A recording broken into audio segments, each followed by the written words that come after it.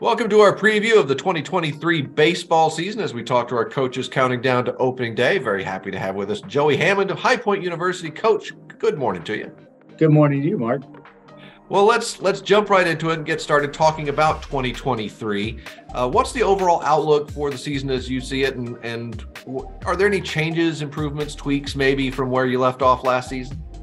Yeah, well, we're really excited about picking up where we left off last year in terms of trying to build a culture and create some relevance in our league, and I think we were able to do that by finishing in a good spot in the conference, and we didn't have the showing in the conference tournament that we'd like, but it's something to build off of, and we're excited about that. And we have high hopes in that regard. Our staff is intact. We've added another position, and which I think is going to help us as well, just to kind of reach more of our players and untap some of their potential. But we're excited. We have a really a new look in terms of the majority of our roster is new, but I think that's kind of expected with new staffs, but we're really excited about the direction that we're heading in and what this year could look like.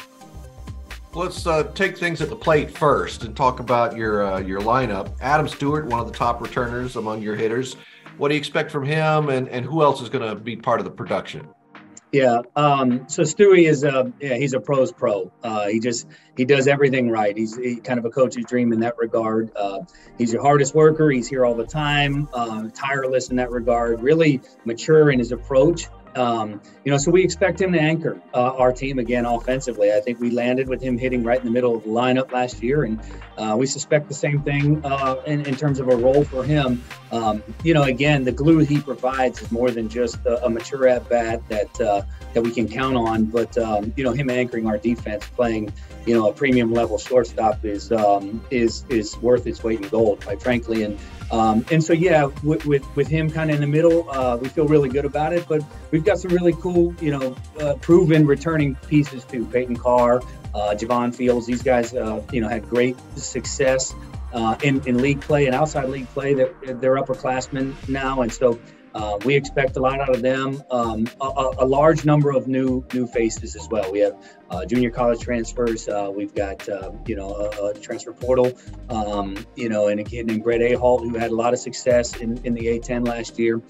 So we have a lot of expectations. From an offensive standpoint, a good mix of some of our veteran with a handful of new junior college additions, which again, the idea here from an offensive standpoint, quite frankly, is we needed to become more athletic.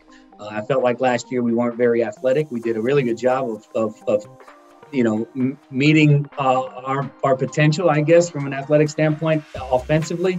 And that was a key focal point for us as a staff, is to create a different way that we can win games other than just kind of standing and hitting.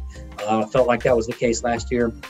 We've certainly done that we've got junior college Trenton Palace, Xavier Cumby, and Brett Ahalt. I think with the addition of those guys, we've become significantly more athletic, and we can find more and different ways to be able to put pressure on a defense. And so we're excited about that.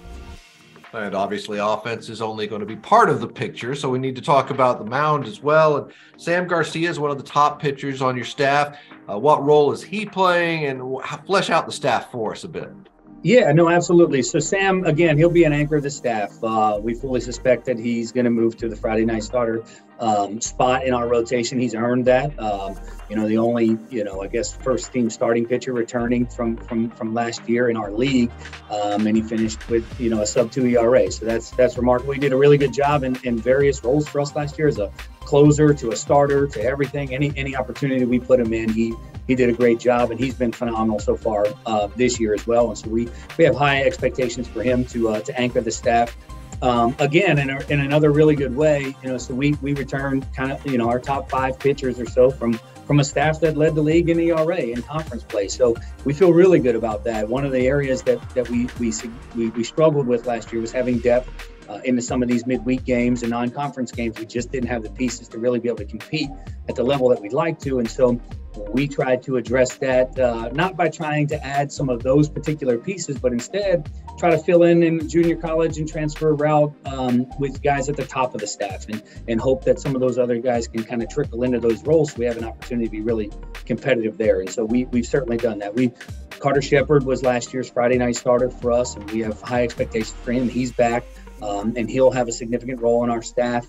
A few new guys: Brett Wozniak, junior college left-handed transfer from the West Coast, and he was at Kansas State originally. And then Gus Hughes. We suspect he's going to be in our weekend rotation for sure. He's at Charlotte. He was at Gaston College last year in junior college and had a great year. And so that's kind of the staff. We our bullpen pieces. We returned Sean Duffy, who's second team all conference. We were excited about what potential role he could have. And then Everett Vaughn, he was an all freshman team last year in a role that we put him in as a finisher.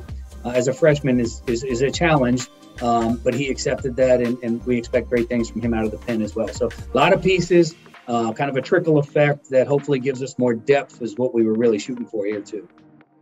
Well, depth can be key because you have quite a gauntlet when you're going through the conference over the course of the season, and everyone knows what that looks like. So tell me about your non-conference schedule and what that looks like, what we have to look forward to for High Point. Yeah, really excited about this. And we do this intentionally every year where we really challenge ourselves. And we want to compete with the best, and we want to experience and expose our players to these atmospheres and these levels of Power 5 and Group of 5 schools that hopefully prepare us for the gauntlet of our conference, and then hopefully conference tournament and beyond.